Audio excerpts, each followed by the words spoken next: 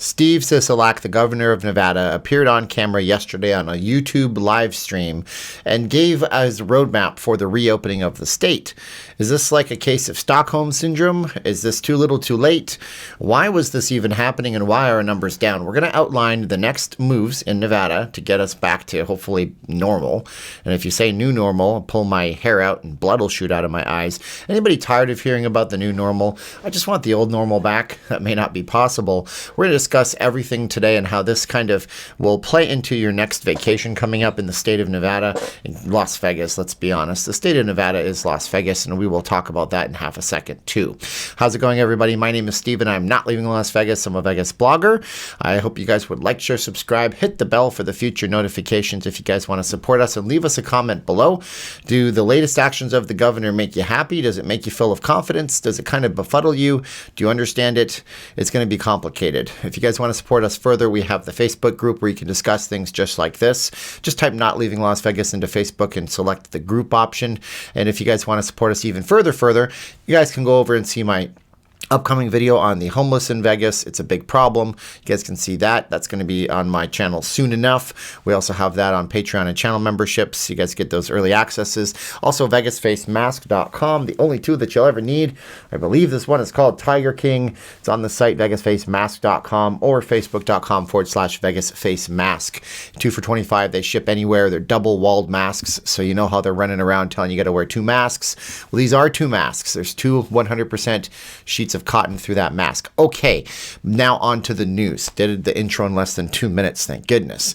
So yeah, how did we get here? Well, we can talk about that in half a second. The important news is if you're coming into town after Valentine's Day, of course this happens after Valentine's Day for some reason, we're going to be changing the way things operate. Right now, currently, we have all of our restaurants and dining and bars at 25% capacity. This is our statewide pause. We are pausing, and we were at 50% at one point. Now we're 25%.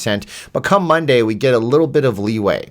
Okay. Now, again, as I walk through this video, I want you guys to consider something. People are happy with the governor right now.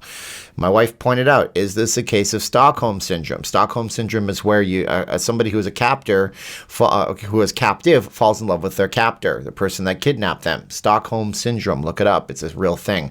You start to get it kind of like, oh, well, they're not that bad of a person, and I completely understand why they did what they did, but I'm so happy that they're doing what they're doing. So Monday, we move from 35% capacity from 25% capacity. Now, according to what I've read, some restaurants and bar owners are going, what? Why? Who cares? That's nothing. I'm not a mathematician. I can't figure this out. Yes, you can figure it out. You type in 35% of whatever your fire code is on Google. It'll say 35% of 100, for example. Spoiler alert, it's 35. But, we move from 35 to 35 from 25. We also have no more reservations required for bars and restaurants. But I'm still going to make you a major suggestion. Make a reservation for your bars or restaurants, especially if it's around the weekend time, because you're still going to have major problems getting in. People are still going to be lining up and queuing up, and you're going to still have the same issue that you did before. So 35% from 25%. A lot of restaurants, bars say that's not enough to stay in business and be profitable. I would have to agree, although I don't own a bar or restaurant. But you know what? The good thing about this is we're moving from 4 people maximum at a table to 6. That was another restriction that he put on. So it's a little bit better right now. People who might not have gone with a family or something like that to a restaurant may actually go out to a restaurant now and say, well, at least we can sit together. Also on Monday, places of worship, gyms, fitness centers, health-related stuff, gaming floors, hotels, arcades, racetracks, bowling alleys, pool halls, anything similar to that is going to move to 35%, and that's a good thing. But moving to 50% on Monday is actually something that's good if you're coming in and you want to check out some of the local tourist attractions in town. Libraries, museums, art galleries, and aquariums are going to be moving to 50%, which means places like, say I think the Shark Reef at Mandalay Bay, and I would imagine the Secret Garden over at the Mirage, the Mob Museum, the Bellagio Gallery of Fine Art, if they're open right now, and I don't know for sure, they're going to be moving up to 50% capacity. Public gatherings gatherings are going to be 100 people or 35%, whichever is smaller, and anything that's considered a large venue will be capped at 20% capacity. Right now, I can't find out what's considered a large venue. I imagine that the large venues aren't running right now anyways, but I'm wondering if this ups the ante for our shows from 50 people in an audience to 100, which means you could see some shows coming back pretty soon, and we'll keep you updated on the channel, so be sure to subscribe to the channel just for that. March 15th is a big day for us going forward. We move from 35% to 50% for everything I just mentioned, which is very, very good. Bars, restaurants, anything else, fitness centers, places of worship, gyms, health-related gaming floors, hotel rooms, arcades, all that stuff I just mentioned. We'll move to 50% capacity again. We're still going to have to wear face masks during this whole time, because I know some of you are asking me that in the chat or the comments right now. But we're still wearing face masks, still socially distancing, but we're moving to 50% on March 15th. The other thing that was not mentioned, and I have to mention it right now from the research I just did, and I copied and pasted some stuff so I have notes. We are going to be moving on February 15th is the first time that we'll be able to submit large gathering plans. So if you have a big wedding coming up with 500 people, or if you have a convention that you want to operate, we're going to be able to submit those to the state for approval, which is a good thing. It's definitely a good thing. And they will have to be approved of. March 1st is the first time that any of those large gathering plans might happen. So this could indicate the reboot of conventions coming into Las Vegas. Any kind of large events might be coming back. Now, public gatherings on March 15th will up to 250, which is where we were in November before Sisolak did his big pause on things, the reopening pause. And 250 or 50% capacity, whichever is lower, meaning that we can have shows that have 250 people in the audience, which means that shows like Absinthe, which recently, in the last few months, decided to put it themselves in a hibernation mode again. Absinthe was open. They said we can't operate at 50 people. They're likely to come back. Smaller shows, comedy clubs, venues of this matter might be coming back sooner than you think, which is good. Now, what's going to still be closed this entire time? Adult activities like brothels, nightclubs, day clubs, they're all going to be closed until at least May 1st. And why May 1st? That's because May 1st, something massive will happen. This is the biggest part of this entire roadmap to recovery that we had yesterday. Now, if everything plays out according to plan, as things move forward, if the numbers continue to drop in every part of the state, or at least in the counties that have the biggest entertainment venues, like, say, Clark County, where Nevada's actually located, then the state will be able to hand over the actual baton to tell those counties, you guys can now run your own life. We're going to enforce things like face masks and social distancing protocols. But if on May 1st they say that the numbers are down every single week and the positive test percentages come back and they're lower every week up until the end of April, then May 1st, the county will be able to actually decide what it sets for limits. Meaning that, let's say that the best thing in the world for a sports fan in Las Vegas, at least a Vegas Golden Knights fan, happens.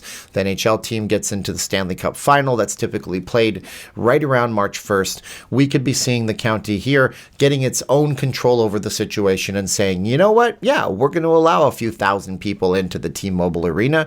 We're going to distance you guys out, and you're allowed to watch a hockey game. Meanwhile, what that means is that if you're up north and you're in Washoe County where Reno is, the Reno might be having an issue, and they might say, you know what? We're not going to do that. You guys can go to a sporting event, but it's going to be capped at 500. So May 1st is when we're looking to get every state operating on their own level, every county operating on their own kind of level.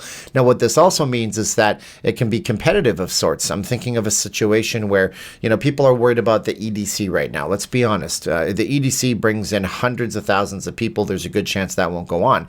But, what if the EDC did something drastic and crazy, and next door in Nye County, or up north of us in Lincoln County, they decide that they're allowing those large gatherings? So, hey, there's an opportunity then in that case that they would be able to go ahead and have the EDC there next door. Now, I'm not saying that's going to happen. Some people have pointed out in the comments that that's likely never going to happen because they're very committed to doing the Motor Speedway here in town.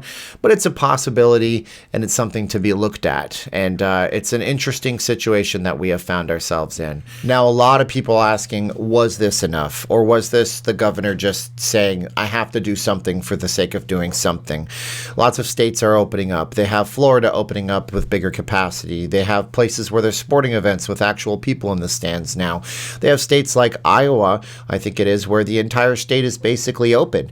Those states' governors might be taking some flack for those actions, but it still puts out a message that those states are open for business, whereas ours is not. So maybe this was the fact that the governor wanted to do something, anything, just throw us a lifeline and show and demonstrate that he wants to make the right efforts. Either way, this is kind of one of those situations where we might just be grateful for what we have, but some people are still going to be upset, and I'd be interested to know in the comments below if that is you. The other question is, why are the numbers down at all? And this is one thing that I've been batting around in my head for a long time. You know, we have been in a situation where they've been warning us. They warned us about Thanksgiving, then they warned us about Christmas, then they warned us about New Year's. And we were told that if we have New Year's Eve and we don't stay in our houses, the numbers are going to spike and we're going to be much worse than we were. We're not much worse than we were, which is an interesting thing to me, and I'm still trying to scratch my head about it until I looked at the actual testing, and I noticed that the testing was way down overall. It's interesting to find out why those tests are down. So if anybody knows somebody that works in healthcare, I'd be interested to know. Maybe send me an email, stephenj@notleavinglasvegas.com. I'd love to talk with you if you have any kind of information as to why all of a sudden people are not getting as tested as much. Because as I said way back in April of last year, you're going to find more things that you look for, and we were doing a lot more tests because around April and May we actually got the capacity to do the testing. It was a rough start for us here, but we are able to test as much as we want. And that's kind of a correlation, isn't it? If the testing remains low, then the numbers will remain low, and we have a chance on May 1st of getting to a point where people can actually come back. My main concern, and this is just my editorial analysis at this point, is whether or not that's a positive thing. Because if less people are being tested, but just as many people are getting sick, then that means that just as many people are at risk. It's kind of a chicken and an egg thing, isn't it? What do you think? Tell me in the comments below. What comes next for the city is going to be largely up to us as people who live here, I suppose.